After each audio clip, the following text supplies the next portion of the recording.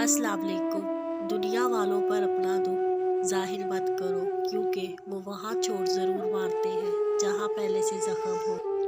लोग हमारे अंदर हमारा दुख तलाश नहीं करते, उनको उस तमाशे की खोज होती है जो हमारे साथ हो।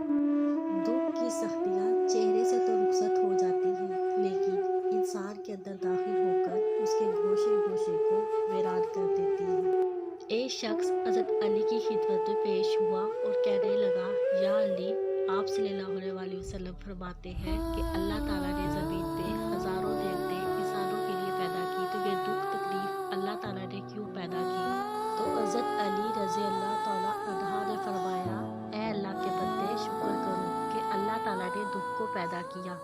अल्लाह ताला की अजीम नेमतों में से एक नेमत दुख है।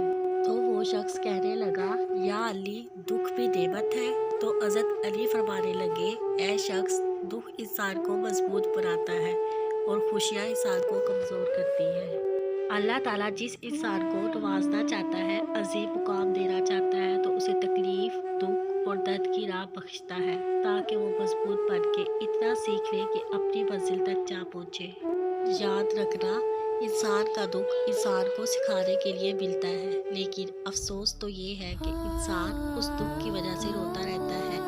इंसान दुख और दर्द की वजह से कितना भी रोता रहे, लेकिन ख़त्म नहीं होगा, क्योंकि दुख इंसान को रुलाने के लिए नहीं, बल्कि इंसान को सिखाने के लिए आया है। जब तुम इस दुख से सीख लोगे जो वो तुम्हें सिखाना चाहता है, तो तुम्हारा दुख खुद ब खुद ख़त्म हो जाएगा।